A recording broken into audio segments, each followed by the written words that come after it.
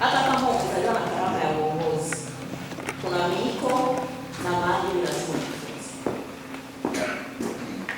Inawezekana kwa viongozi mbalimbali na watumishi wa levo zingine kutopata mafunzo kumesababisha changamoto ambazo tunazikutana nazo kila siku. Inawezekana watu wanaosoma mambo ya sheria, mahakama na nini, ilikuwa imejitenga sana na sisi kabisa. Yaani kukuta eti watu wa Wizara ya Katiba na Sheria wanashuka huyo kutana na mtendaji wa kijiji, kwa kweli hii ni mara ya kwanza. Tuseme ukweli. Nimekaa miaka 9, hii ni mara ya kwanza.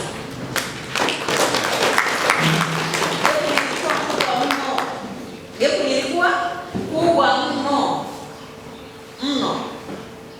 Lakini tumshukuru Mheshimiwa Rais Dr. Samia.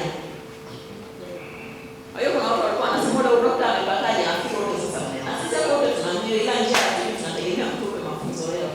Tukishajua njia tutajua namna ya kuendelea. Tutajua namna ya kupunguza changamoto na kutokuaibisha. Maana ni aibu umeteuliwa, wewe umepata nafasi mtendaji wa kata. Lakini ndio unakuta mtaro umelala, umelewa chaka. Ni aibu kwa serikali. Sasa serikali ili ifanye kazi vizuri, ilifanya decentralization. Kwa Kiswahili kugatua au kama hiyo. Na hii decentralization sio kwamba ilitungwa na serikali ya Tanzania. Waliiga kwenye vitabu vitakatifu kwa wale ndio soma kwenye Agano la Kale. Mungu baada ya kuleta watu wake na Musa siku na nani, ili waweze kutawala vizuri, wakatengeneza viongozi wa 50,000 wa mamia, na serikali ya Tanzania ilifanya kazi vizuri, ikatengeneza na unagaiwa kwa mkoa wako, mwingine unagaiwa kwa wilaya, mwingine kagaiwa kata, mwingine kagaiwa kijiji. Ndio una makumu yako kule, unatakiwa yatendee haki, si ndio? Ndio unatakiwa yatendee haki na uweze kufanya hivyo bila kujitambua. Lazima ujitambue wewe ni kiongozi.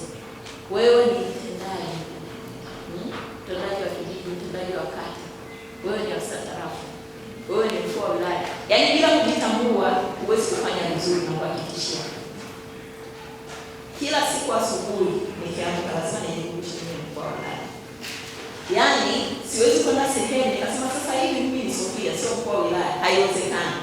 Atakayeniona anasema yule mkuu wa wilaya anafanya vile. Ndio. Inabidi nikumbushe, lazima ujikumbushe jamani, kweli mimi gambe napenda. Kunywa tu napenda. Lakini mimi ni mtendaji wa kata.